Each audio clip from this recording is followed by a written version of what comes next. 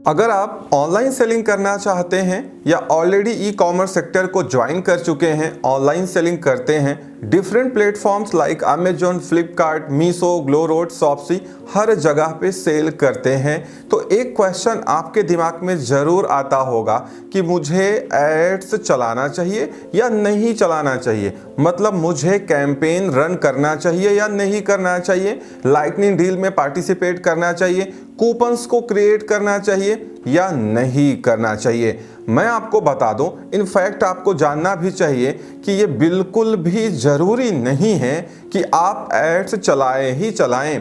अगर आप एड्स नहीं चलाते हैं तो आपका बिजनेस स्मूथली चलेगा, कोई ज़्यादा फर्क नहीं आने वाला है। एड्स वही लोग चलाते हैं या चलाना पड़ता है जो अपने अकाउंट को एक्स्ट्रा बूस्ट देने की कोशिश करते हैं या उनके पास प्रोडक्ट्स नए हैं और वो उसको जल्दी ऑर्गेनिकली रैंक कराने की कोशिश करते हैं। क्योंकि अल्टीमेटली जो कूपन है, डील है या एड्स हैं, ये होता क्या है, इनको लगाने या चलाने की वजह से आपको कुछ ज़्यादा ऑर्डर्स मिलते हैं। और ऑनलाइन मार्केट प्लेसेस की जो एल्गोरिथम है वो इस तरीके से डिजाइन की गई है कि जब कोई आइटम बिकने लगता है, उसके ऑर्डर्स आपको मिलने लगते हैं, तो धीरे धीरे वो सिस्टम्स में रैंक करना स्टार्ट हो जाता है। तो इससे क्या होता है कि जब आप एड्स चलाते हैं तो कुछ ज़्यादा आइटम बिकते हैं, तो ज़्यादा चांसेस होते हैं कि आपके आइटम रैंक करने लगें। लेकिन अगर आप एड्स नहीं चलाएंगे तो आप ये मत सोचें कि आपका आइटम रैंक ही नहीं करेगा, ऐसा बिल्कुल नहीं है। अगर आप एड्स नहीं चलाएंगे फिर भी जो एल्गोरिथम्स हैं अमेजॉन, फ्लिपकार्ट या मीशो की, वो आपके प्रोडक्ट का इंप्रेशन कस्टमर्स को दिखाएंगे। अगर कस्टमर्स उन पे क्लिक करता है तो आपके प्रोडक्ट्स का जो CTR है वो डिसाइड करता है कि और किन कस्टमर्स को ये प्रोडक्ट किस कीवर्ड पे दिखाया जाए। क्योंकि जो एल्गोरिथम है उसका जो आर्टिफिशियल इंटेलिजेंस है वो काम ही ऐसे करता है। तो जितना अच्छा आपके प्रोडक्ट का CTR होगा, क्लिक थ्रू रेट होगा और जितना आपका कन्वर्जन रेट होगा, ये एल्गोरिथम को डिसाइड करने में मदद करता है कि इन प्रोडक्ट्स को किस कीवर्ड पे हमको कहाँ पे दिखाना है। ठीक है, तो दिमाग से बिल्कुल निकाल दीजिए कि एड चलाना ही चलाना है। अगर आपके पास बजट नहीं है तो आप एड्स ना चलाइए, उस पैसे को आप कुछ प्रोडक्ट लाने में, आउटसोर्सिंग करने में लगा दीजिए, ज़्यादा बेनिफिट रहेगा। अगर आपके पास कुछ मनी है तो उसका एक लिमिटेड बजट ही आप ऐड में लगाएं, क्योंकि ऐड के जितने पॉजिटिव पॉइंट्स हैं, जितने फ़ायदे हैं, एडवांटेज हैं, उसके कुछ डिसएडवांटेज भी हैं। अगर आपका प्रोडक्ट पहले दूसरे पेजेस में फायर हो रहा है स्पॉन्सर एड्स में और लोग उस प्रोडक्ट पे क्लिक नहीं कर रहे हैं, तो ये अमेजॉन, फ्लिपकार्ट की जो एल्गोरिथम है वो ये समझती है कि ये प्रोडक्ट में कुछ प्रॉब्लम है। या तो इस प्रोडक्ट की लिस्टिंग सही नहीं की गई है, या तो इसको प्रॉपर ऑप्टिमाइज नहीं किया गया है, या तो इसका जो सेल प्राइस है वो बैलेंस नहीं है, या तो फिर प्रोडक्ट की क्वालिटी अच्छी नहीं है, लोग इसीलिए क्लिक नहीं कर रहे हैं। तो इससे होगा क्या कि एक तरफ आप एड्स भी चला रहे हैं, दूसरी तरफ वो प्रोडक्ट्स धीरे धीरे एड में उसका जो इंप्रेशन है वो आना बंद हो जाएगा और फिर उस प्रोडक्ट को ऑर्गेनिकली रैंक करने में बहुत ज़्यादा डिफिकल्टी का सामना करना पड़ेगा। और कई बार ये भी देखा गया है क्योंकि एड्स में जो आपके प्रोडक्ट्स हैं वो ज़्यादा फायर होते हैं सर्च पेजेस में, तो कई बार बहुत सारे कस्टमर्स ऐसे होते हैं जो बिना सोचे समझे प्रोडक्ट को खरीद लेते हैं, क्योंकि उनको बार बार वो प्रोडक्ट्स दिखता है और बाद में जो आपका रिटर्न या रिफंड रेट है ना वो बढ़ जाता है। इसीलिए एड्स को बहुत बैलेंस करके चलाना होता है और प्रॉपर उसको ऑप्टिमाइज करना होता है। मैंने बहुत सारी वीडियोज बनाई हैं, पहले आप देख सकते हैं, प्लेलिस्ट में आपको मिल जाएंगी, जहां पे मैंने हर एक चीज़ बताया है कि एड्स में मैनुअल अच्छा होता है या ऑटोमेटिक अच्छा है, आपको टारगेटिंग कैसे करनी, ब्रॉड करनी या एग्जैक्ट करनी, ये सारी चीज़ें मैं पहले भी आपको बता चुका हूँ। इसलिए अगर आप एड्स में पार्टिसिपेट कर रहे हैं तो सोच समझ के पार्टिसिपेट करें, एक लिमिटेड बजट ही एड में लगाएं।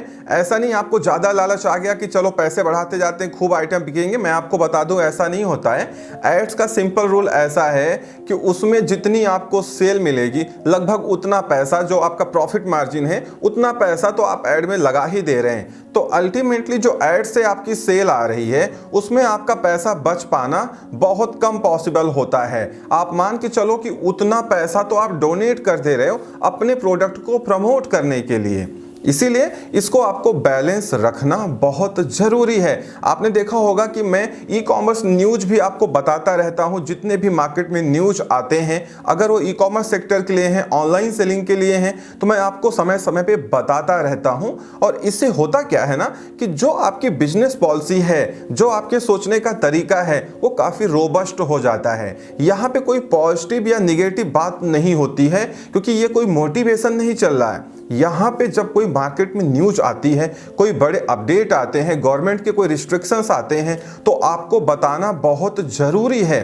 उससे होता क्या है कि आप यहाँ पे आगे आने वाला क्या रिस्क है उसकी एनालिसिस कर सकते हैं। क्योंकि बिजनेसमैन हो, सॉफ्टवेयर इंजीनियर हो, कोई भी हो, हम लोग भी पढ़ते थे, पढ़ाते भी थे कि रिस्क एनालिसिस बहुत जरूरी है किसी भी प्रोजेक्ट के लिए। तो अगर आप एक सक्सेसफुल बिजनेस फ्यूचर में रन करना चाहते हैं तो आपको रिस्क एनालिसिस देखना ही पड़ेगा कि फ्यूचर में क्या रिस्क है इस बिजनेस को रन करने में और उससे हमको कैसे निपटना है। अगर वो रिस्क इनकाउंटर हो गया तो उसका रेजोल्यूशन क्या है। तो इससे होगा क्या कि जब वो रिस्क फ्यूचर में आपके बिजनेस में इनकाउंटर होगा तो आपके बिजनेस को डिस्ट्रॉय नहीं कर पाएगा, कोई फर्क नहीं आएगा, क्योंकि आपने पहले ही उसका अल्टरनेट बना के अपने पास रखा हुआ है। इसीलिए तो मैं आपको न्यूज बताता हूं, क्योंकि यहाँ कोई पॉजिटिव निगेटिव है ही नहीं। जो लोग सोचते हैं कि ये निगेटिव न्यूज है, ये पॉजिटिव न्यूज है, वो सब बकवास है, वो उनके दिमाग का कचरा है। क्योंकि उनको ये मालूम ही नहीं है कि अल्टीमेटली इनका एम क्या है, इसके बताने के पीछे का मकसद क्या है, क्योंकि उनकी सोच उस लेवल की नहीं है। इसीलिए आपका जो थिंकिंग पैटर्न है, जो लेवल है, वो जितना हाई होता जाएगा आप आगे उतने बढ़ते हुए चले जाएंगे। इसीलिए मैं जितनी न्यूज बताता हूं, जितने अपडेट्स आपको देता हूं, इनको आप अपनी पॉलिसी में कंसीडर किया करिए, जिससे आपकी जो बिजनेस पॉलिसी है, प्लानिंग है, स्ट्रेटजी है, वो और रोबस्ट हो जाएगी, मजबूत हो जाएगी। और इन फ्यूचर अगर ये रिस्क इनकाउंटर होते हैं जो मैं आपसे शेयर करता हूं तो आपको कोई फर्क नहीं आएगा, आप हंसते हुए आगे बढ़ जाओगे, क्योंकि आपको ये लगेगा कि यार ये तो मुझे पहले से मालूम था।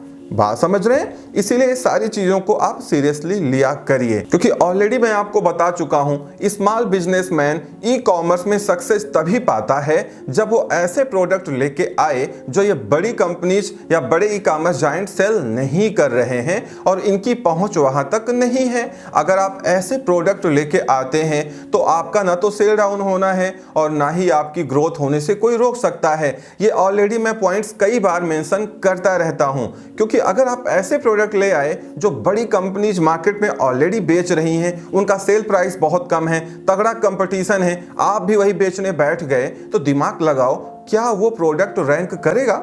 इन केस अगर रैंक भी कर गया तो क्या वो उसको कोई परचेज करेगा आपके सेल प्राइस पे?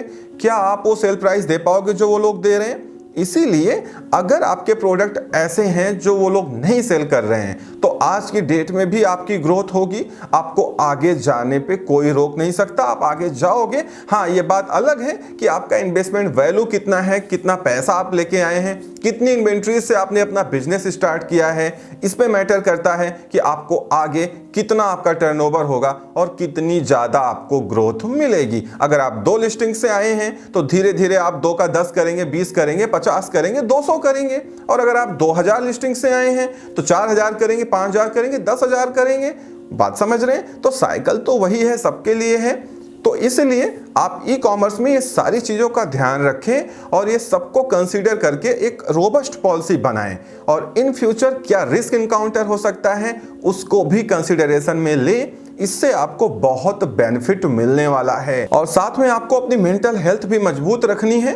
आपका दिमाग क्या सोचता है, आप कैसा सोचते हैं, ये डिसाइड करता है कि आपका बिजनेस ओरिएंटेशन क्या रहेगा और आपका बिजनेस कितने दूर तक जाएगा। इसीलिए जो चीजें आपको बताई जाए आप उसको अपनी पॉलिसी में इंक्लूड करें। अगर वो चीज पॉजिटिव है, पॉजिटिव वे में इंक्लूड करें, निगेटिव है तो उसको रिस्क फैक्टर मान के चले। तो इस वीडियो में इतना ही। उम्मीद करता हूं वीडियो पसंद आई होगी। Thank you so much for watching.